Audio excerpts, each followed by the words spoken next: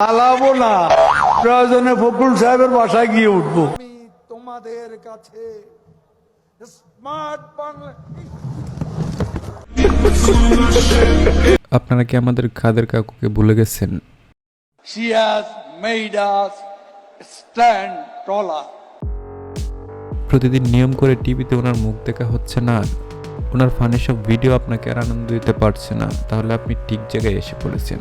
আপনার জন্য আমরা ওবায়দুল কাদের সাহেবের গত কয়েক বছরের ভাইরাল সবগুলো ভিডিও একসাথে করেছি। সবগুলো ভিডিও পেয়ে যাবেন এই ভিডিওতে, যা দেখলে হয়তো আপনার খারাপ মন কিছু সময়ের জন্য ভালো হয়েও যেতে পারে। সরি বললে কি সব সমস্যার সমাধান হয়ে যায়? সরি বললেই সব সমস্যার সমাধান হয়ে যাবে? আমার ভুল হয়েছে, ক্ষমা করে দেন। আপনি কিছু সময়ের জন্য ভুলে যেতে পারেন যে ওবায়দুল কাকু এখন আর আমাদের মাঝে নেই। তো চলো নাজাইরা কথা বাদ দিয়ে ভিডিও শুরু করি। এই সময় কম, প্রথমে শুরু করো। দেখেন, আমি তোমাদের কাছে স্মার্ট বাংলা। আরে বেচারা, এটা চিন্তাও করে নাই যে স্টেজ ভেঙে পড়ে যাবে। বাংলাদেশকে স্মার্ট করতে গিয়ে নিজেই করতে জানি। বেশ মজা হয়েছে অনেকগুলো গ্রুপ। পালাবো না, প্রয়োজনে ফখরুল সাহেবের বাসায় গিয়ে উঠবো। কি জায়গা দেবে?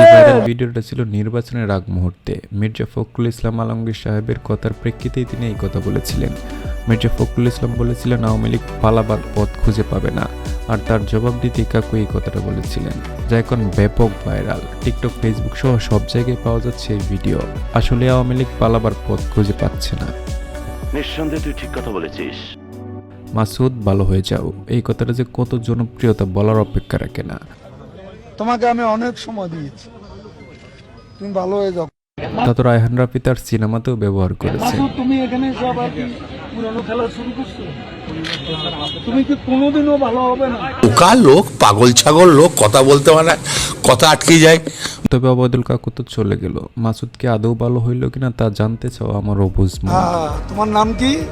আমার নাম মাসুদ আলম স্যার। চকবাজারের মসজিদের ইমাম। তুমি চকবাজার মসজিদের ইমাম, এটা তুমি করতেই পারো না। এই কথাটাও ব্যাপক জনপ্রিয় হয়েছিল। একটা শব্দও বলবো না এখন অপেক্ষা কার জন্য?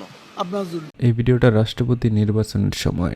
ডিবিসির এই রিপোর্টার বারবার জানতে যাচ্ছিল কে হচ্ছে রাষ্ট্রপতি, জানার আগ্রহ দেখাচ্ছিল বেশি। তার প্রেক্ষিতেই তিনি এটা বলেছিলেন।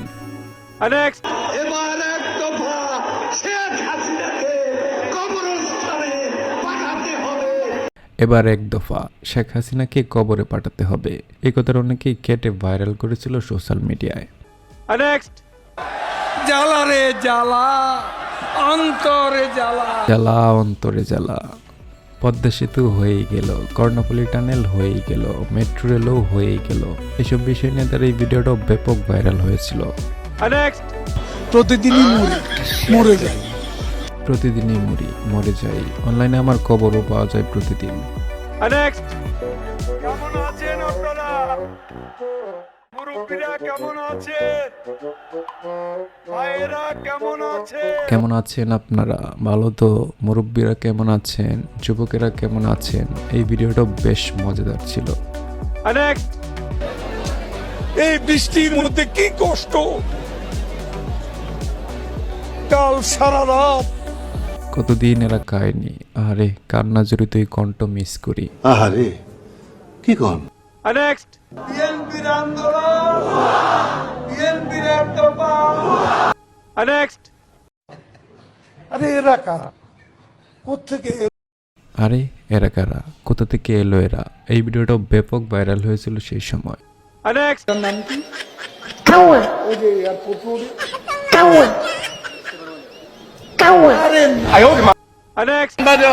জননেত্রী শেখ হাসিনার একান্ত বিশ্বস্ত জননেতা। এই যে মানুষগুলো দাঁড়িয়ে আছে অসহায়, নর নারী শিশু, কতদিন এরা খায়নি। ধরে লিখো না হয়ে যাবে, হৃদয়ে লিখো না রয়ে। আরে মির্জা ফখরুল, হায় রে হায়।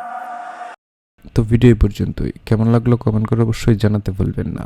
ভালো লাগলে লাইক, কমেন্ট, শেয়ার করবেন। ভালো থাকবেন, সুস্থ থাকবেন। Till then, take care.